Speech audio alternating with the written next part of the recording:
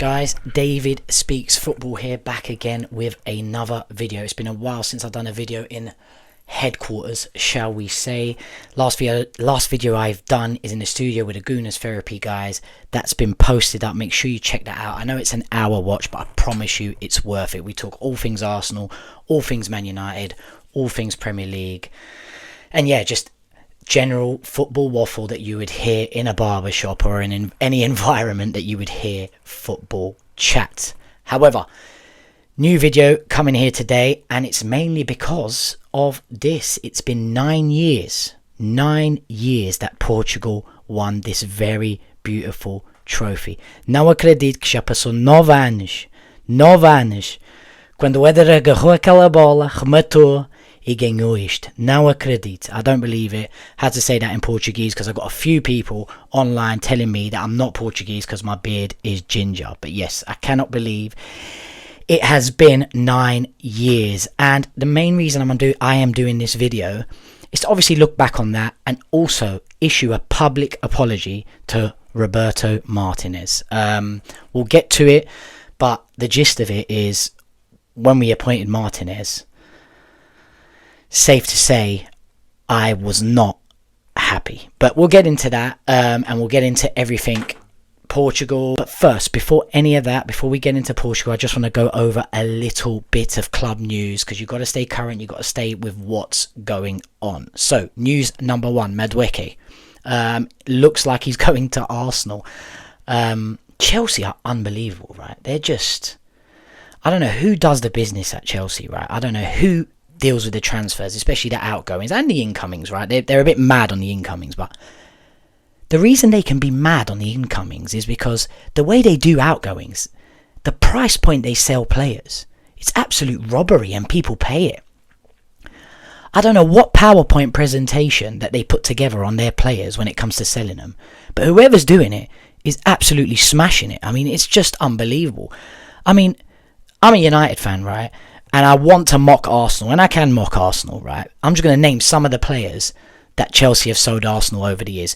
All the way from the start, I mean, there might be a player before him, but I can remember as far back as William Gallas. That's where it started. David Luiz, Willian, Jorginho, what are recent ones? Sterling, obviously. Madueke now. Have I missed a few? I'm trying to think who else was there. Anyway.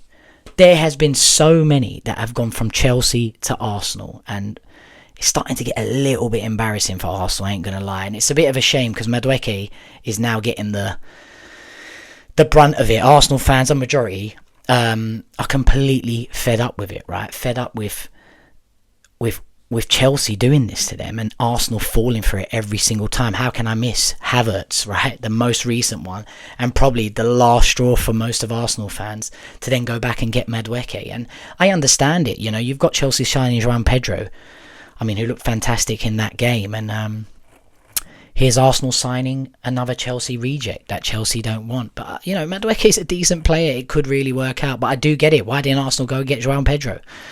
So, yeah, unbelievable. I don't know who's dealing with Chelsea's outgoings and incomings, but they know how to sell a player. And, of course, they done us over, right? Mason Mount. I'd argue they done us over with Matic. I know Matic did a decent job for us, but it was a Chelsea reject. Should we be going and getting Matic? Jose went and done it because Matic is Matic. It was his boy, right? But come on. But yeah, unbelievable. Looks like Madueke is going to Arsenal.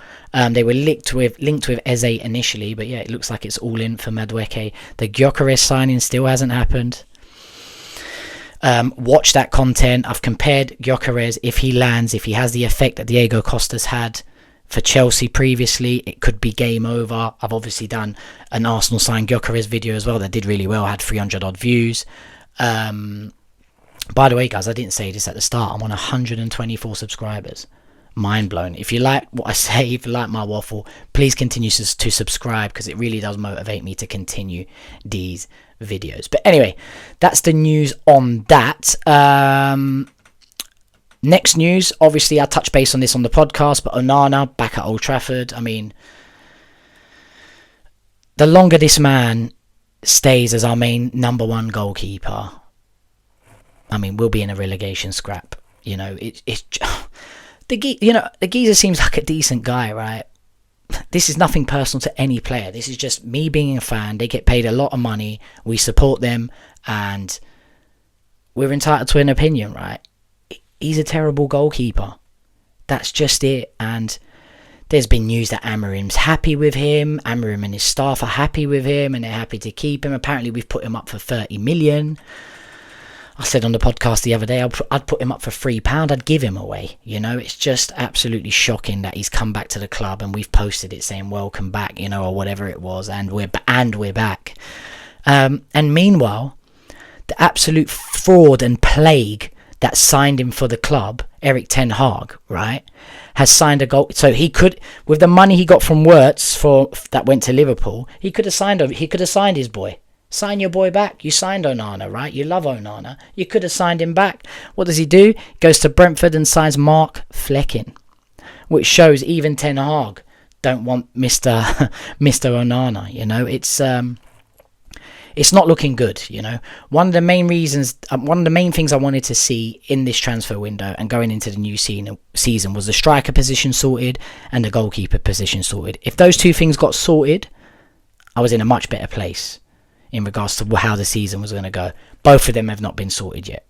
So it's not looking good for Man United. It's looking like a relegation scrap once again. Moving on, Dalot has been given the number 2 permanently. You know, Gary Neville's number, I think it was Raphael's number.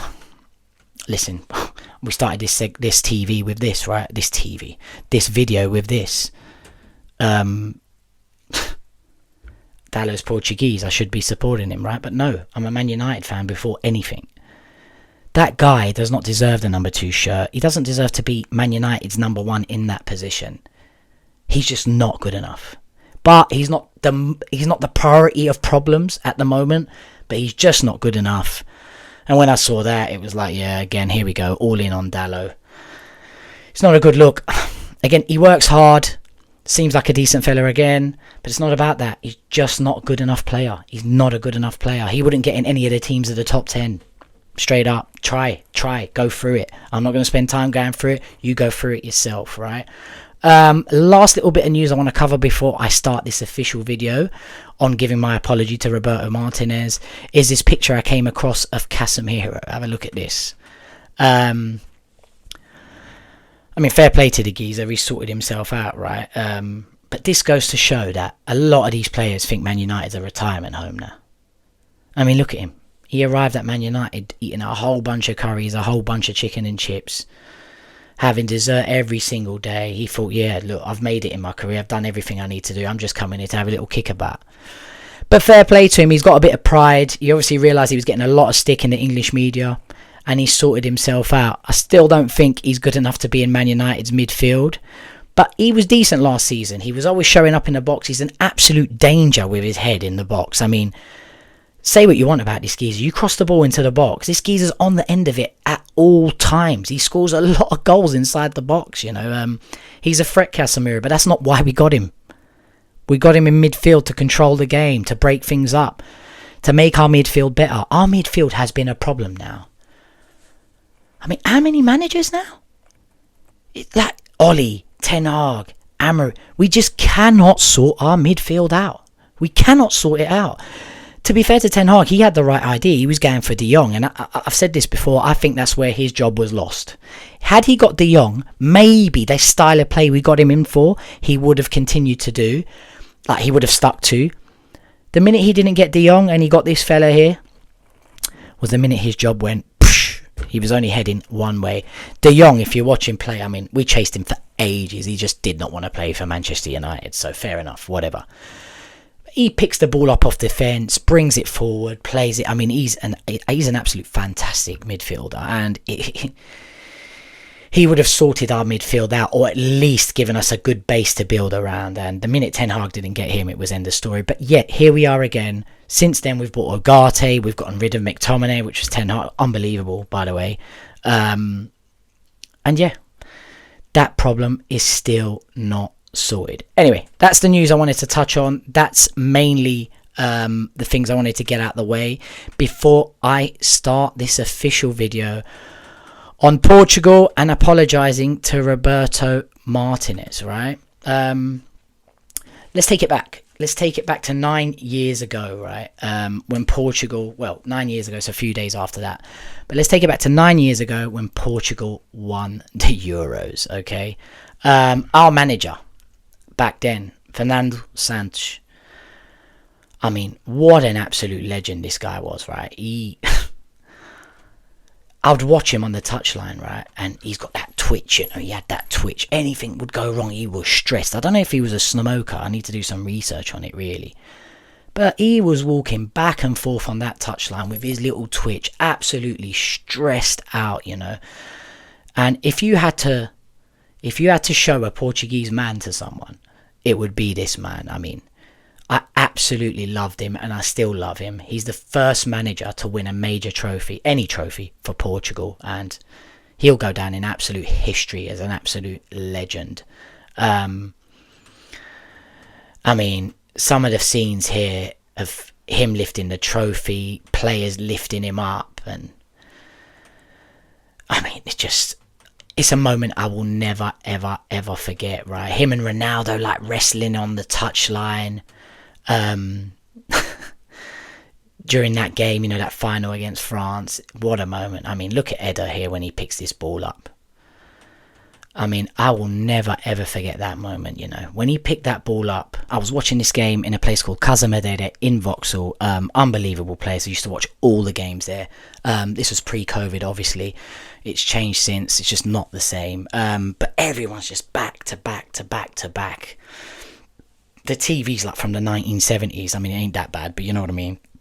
Everyone else around there's got 4K TVs, and we're here watching it with a, you know, practically got an aerial hanging out of it. But that added to the vibe, it added to the atmosphere. They had the volume full blast so you could hear the commentary. And Portugal were getting a lot of stick in this tournament for playing a pragmatic, negative football. Basically, all 11 men behind the ball.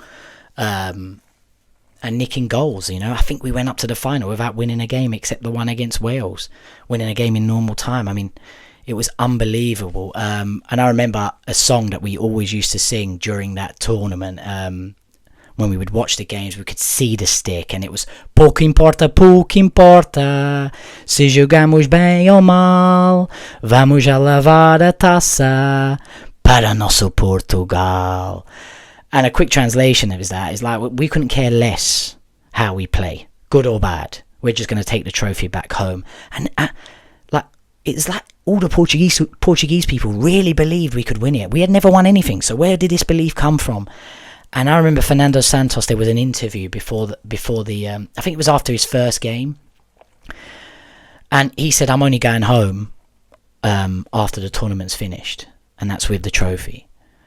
He had like a Big Ange moment. I mean, you can't call it a Big Ange moment because Big Ange has only had that moment recently. But for those being more current, he had a bit of a Big Ange moment where he was like, yeah, the Portuguese press asked him, when you know, when will Portugal come or whatever, some sort of question. And he was just like, I'm not coming home until after the tournament. Yeah, absolute scenes, mate. I mean, this Eder goal, when he picked that ball up, I never forget it. I remember when he picked it up in midfield, you got Pogba there was staring at him behind him. And he's just pulled the trigger, mate, and put it bottom corner. I mean, there's a reason I've got him on my skin, right? There's a reason I've got his name on my skin. And the minute he scored it, when that went in, it was like, oh my God, we could actually win this. Ronaldo on the touchline going absolutely insane with Santos. I mean, it was just written in the stars, you know. It was a special moment, right? A special moment. Anyway, let's move on from that. The trophy's here, fantastic, never forgetting, it's in history. Thank you, Mr. Santos. Okay, we move on. We went to the World Cup. I don't know if it was immediately after that. No, I mean that one. I mean, a few World Cups later. God knows when it was. And we lost to Morocco. And tensions had begun to flare between Ronaldo and Santos. I think Santos was kind of agreeing with what everyone else was saying, which was, mate, you're getting old, pal. You're getting old. We've got some young gunners coming through, like, you know, Gonzalo Ramos, etc. We need to give them a chance. And in that game against Morocco, Ronaldo did not start. And we went out.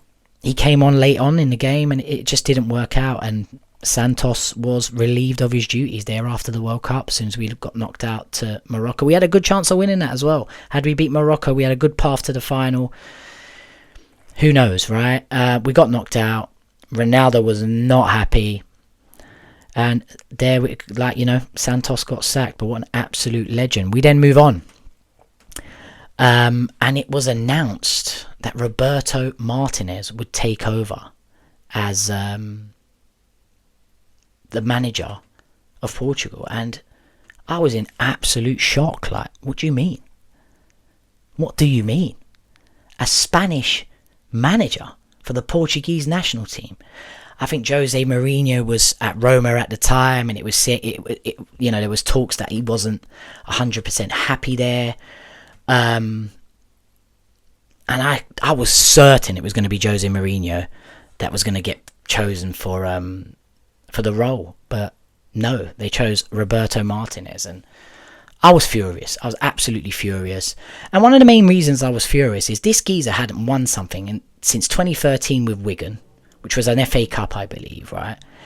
And then obviously he's taken over a Belgium team, right? He's taken over a Belgium team with absolute superstars. I mean, if we pop some of these pictures up, I mean, look at these players, yeah?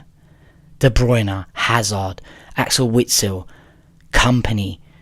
I mean, the list went on, Lukaku. He had the absolute golden generation of Belgium, yeah? It was just, Moussa Dembele, Vertonghen, Alderweireld, how does I say his name? Courtois.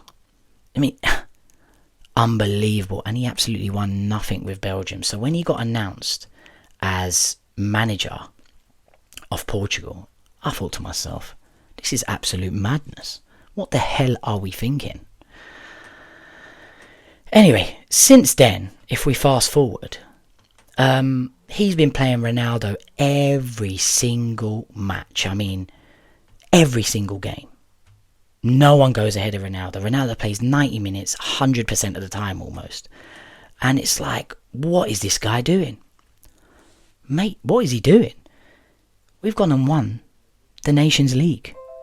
We've gone and won the Nations League with this man, right? And Ronaldo was immense against Germany, right? He was immense in the final against Spain. He's created a team that has just beaten, people cuss Nations League, but we've just beaten Germany and Spain, who had just won the Euros in this tournament, in the semi-final and the final. Unbelievable, playing good football. Part of that is because of this midfield maestro, Vitinha. What a player. What a player. He's gone and won. Him and Nuno Mendes. Nuno Mendes has been absolutely immense as well. This is one of the best teams we've ever had. One of the best teams we have ever had here. The only other manager to win, we've won it twice now, right? And it was with Santos last time. Just incredible. Just incredible. I cannot believe Martinez has done this, to be honest. I'm just in a shock. For someone who did not want him as manager, and he's now won the Nations League. Fair play to him. And I guess that brings me to the point of this video. This is my public apology to Roberto Martinez, right? So, Mr. Desculpa, que eu não estava te apoiando no princípio. Desculpa que não estava no teu lado no princípio. Mas agora estou atrás de ti pro Mundial. Força Portugal, vamos ganhar tudo. And to translate that in English, I'm just basically saying to the geezer, sorry I didn't back you from the start, mate, but I firmly believe you can win this tournament with Portugal. He has us playing decent football. And this is another golden generation, right, that he could have spoiled. But as far as I'm concerned, he hasn't spoiled it at all. He's won a Nations League with us, and we've got a massive chance of winning the World Cup. Just based on the spine of the team. The midfield is Vitinha, João Neves. The spine that was in PSG's team. The midfield that was in PSG's team. You got Nuno Mendes, absolutely unbelievable. And you got Gonzalo Ramos, who's also part of PSG. Doesn't start for them, but that alone, the spine of the team there alone. We're not talking about Bernardo Silva. We're not talking about Bruno Fernandes. We're not talking about Ronaldo. We're not talking about Rafa Leão. The list goes on. We are a massive problem for any team. We've just got to put it together. We just got to put it together. And we did against Germany. We did against Spain. Guys, we have another motive as well. We have other things motivating us to win it too. And that's obviously Diogo Jota and what's happened with him. Which brings me to the end of this video. Obviously, for those who have subscribed or have seen it, I made a video in regards to Diogo Jota's funeral, paid my respects. I mean, it's still very tragic. The media is the media. Since then, I mean, they've come out saying that he was driving and he was speeding. Typical of the media, right? That it's a tragedy, and then a few days later, he was speeding. It's a shame. I really hope, like, I don't know how that all works, but like, you know, he must have life insurance, house insurance, all of these things. And again, I don't know. It's just a question I'm putting out there. Does, like, the news and the police coming out saying that he was speeding affect all those things? You know, imagine his wife doesn't get the house paid off, or insurances doesn't cover whatever needs covering because he was speeding. I mean, it's pretty mad stuff, you know. But listen, rest in peace to Diogo Jota, and I paid my respects. And then I moved on to make a video about Ronaldo not being at the funeral. Since then, I've had all sorts of comments. I'll pop some of this up on the screen. Don't make Jota's death about Ronaldo. Poor taste, brother. See more talk about Ronaldo than the funeral. You guys need to chill, for fuck's sake. Before I move on to the next comment. Listen, I'm not making it about Ronaldo.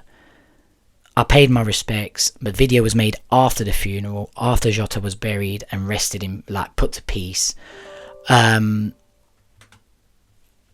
then I gave my opinion on why the captain was not there. You know, I was in shock.